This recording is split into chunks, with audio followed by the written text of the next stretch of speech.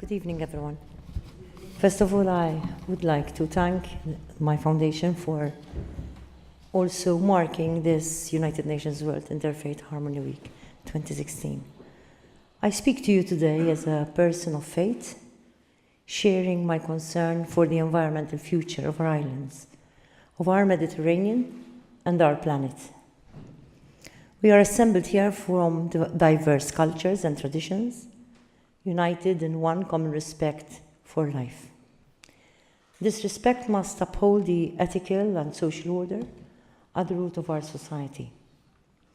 It must remind us of our place on this earth and give meaning to our role as environmental guardians. Our communities are capable of having massive impact, for better or for worse, on other forms of life and on the life-supporting systems that make up our world.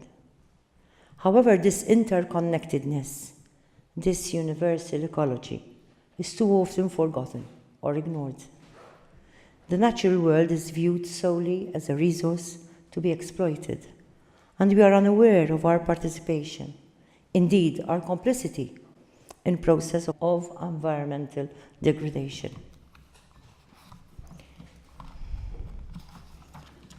We know that droughts are intensifying, our oceans are warming and acidifying.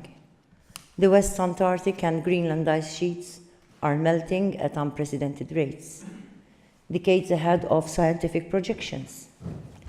To take an example from our own Mediterranean, a catastrophic nexus of overfishing, climate change, and pollution has placed marine life under unprecedented threat.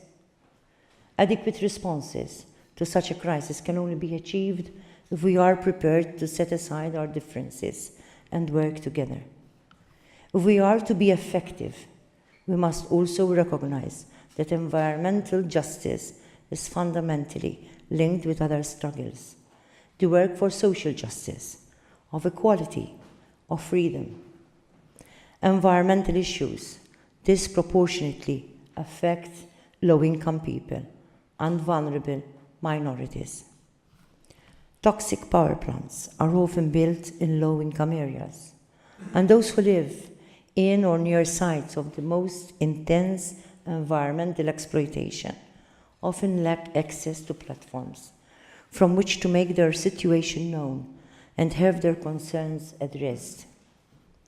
We must develop approaches to environmental justice that are rooted in these intersections of ethnicity, class, gender, and economics. We must restore the dignity of those who have been oppressed and excluded. While protecting the natural world, we must realize that the ways we think and talk about our world have powerful repercussions on the ways we relate with one another. It is unacceptable to continue imagining the earth as an object, a passive thing that can be victimized and overburdened. It is time for us to respect the value of the planet's ecosystems, not simply because they are of benefit to our species, but because of their own richness and essential beauty. We must reject the culture of capitalist consumerism, which has ignored the well-being of future generations in favor of the selfish interests of the few. Our national progress in certain areas, like self-determination and access to human rights, must come to be reflected in our environmental efforts. Too often we fear such changes. We are anxious that they shall disrupt a comfortable but intrinsically dangerous status quo. Yet such change is necessary if we are to seriously implement sustainable strategies of environmental guardianship. It is time to surrender our privileges and frankly reassess our lifestyles. The things that alienate the global north from the global south, namely our overconsumption and overuse of limited resources, are precisely those things that alienate us from the planet, our home. The voice of faith, given equal opportunity within civil society, has an important part to play in achieving these changes.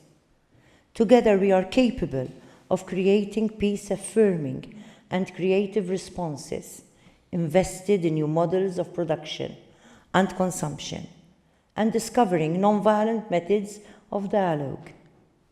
Today's colloquium embraces the value of life within traditions of faith. Together we celebrate the complexity of this world's diverse ecosystems, even as we recognize our place within them. I encourage you to make use of this event as an opportunity for learning and for teaching, a space in which to deepen the wisdom of our faith communities and the relationships each tradition holds with the natural world. It has been theorized that the root of our island's name, Malta, is in a Phoenician word Malet, which means place of refuge. Let us live up to the potential of this name.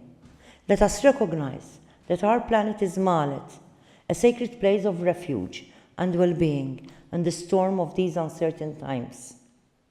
Together with my Foundation for the Well-being of Society, and echoing the words of our collaborator, Vandana Shiva, I remind you all that in nature's economy, the currency is not money, it is life itself.